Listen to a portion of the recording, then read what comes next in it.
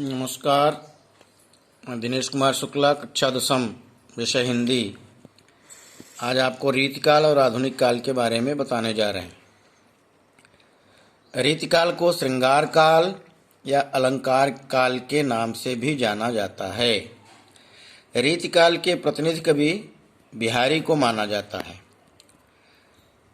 रीतिकाल को हम दो भागों में बांट सकते हैं, एक रीतिबद्ध और दूसरा रीतिमुक्त। रीतिबद्ध कवियों में देव, मतिराम, भिखारी, दास, ग्वाल, सेनापति तथा वृंद आदि का नाम आता है। रीतिमुक्त कवियों में घनानंद, आलम, बोधा, ठाकुर, लाल और शूदन का नाम आता है। रीतिकाल की प्रवृत्तियाँ। रीतिकाल का निरूपण श्रृंगारिकता, अलंकारिकता, भक्ति की प्रवृत्ति, नीति की प्रवृत्ति, श्रृंगार की प्रधानता, ये रीतिकाल की विशेषताएं हैं। छायावाद से निकल करके कविता जो है वो रीतिकाल में उन्मुक्त वातावरण में सांस लेकर जीने के लिए प्रवृत्त हुई, जिसे हम रीतिकाल के नाम से जानते हैं। अब आगे हम आधुनिक काल के बारे में चर्चा करते हैं। आधुनिक काल को भी दो भागों में विभाजित किया गया है, प्रगतिवाद और प्रयोगवाद। प्रगतिवाद साहित्य का वह रूप है जो जीवन को स्वस्थ एवं हितकारी दिशा प्रदान करता है। शिवमंगल सिंह सुमन, डॉक्टर रामविलास शर्मा, नागार्जुन, त्रिलोचन शास्त्री, रांगे राघव, केदारनाथ अग्रवाल आदि प्रगतिवादी कवि हैं। प्रगतिवाद की प्रवृत्तियाँ। कविता छायावाद से निकलकर अंतर जगत की ओर उन्मुक्त हो गई। नए उपमानों का प्रयोग हुआ। अनगढ़ और विद्रूप का चित्रण। साम्यवाद की प्रतिष्ठा पर बल। प्रयोगवाद। प्रयोगवाद का प्रारंभ सच्चिदानंद हीरानंद वात्स्यायन अज्ञेय के 1943 के प्रथम तार सप्तक के प्रकाशन से माना जाता है।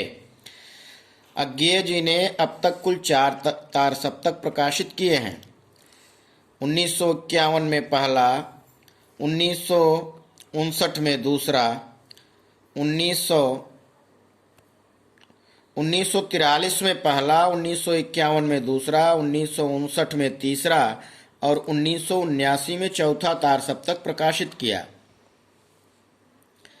प्रयोगवादी कवियों में अज्ञेय का इच्चलम और हरी घास पर क्षण भर, गिरजा कुमार माथुर का नाश और निर्माण, त्रिलोचन की धरती, केदारनाथ अग्रवाल का युग गंगा, ये प्रगतिवाद की प्रमुख रचनाएं और कवि हैं। इसके अतिरिक्त चारों तार सप्तकों में अलग अलग 7 कवियों की रचनाएं प्रकाशित की गईं। प्रथम तार सप्तक में जो 7 कवि हैं उनका नाम दूसरे तार सप्तक में भी मिल सकता है। दूसरे तार सप्तक में जो कवि हैं वो तीसरे या चौथे तार सप्तक में भी रचनाएं उनकी प्रकाशित हुई हैं। ये भवानी प्रसाद मिश्र हैं, अज्ञेय हैं। इस प्रकार प्रयोगवाद की जो विशेषताएं रही हैं वो है गहन बौद्धिकता, अतिशय दुरूहता, नवीन प्रयोग, कुंठा एवं वेदना के स्वर, स्वच्छंदता आदि इसकी प्रमुख विशेषताएं हैं।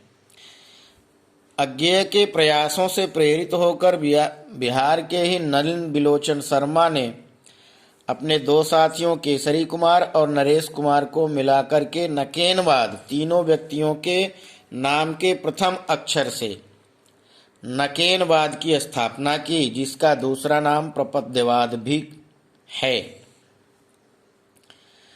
प्रयोगवाद, प्रपद्यवाद को ही नई कविता के नाम से जाना जाता है।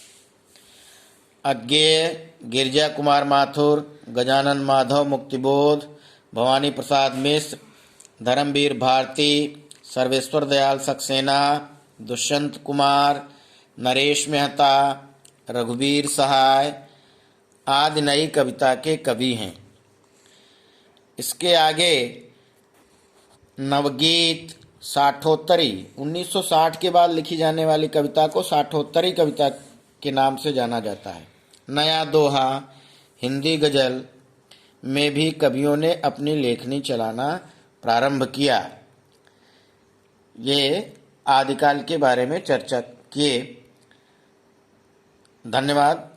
शेष हम अगली कक्षा में आपको अब व्याकरण से संबंधित छंद है, अलंकार है, रस है, इसके बारे में जानकारी कराएंगे।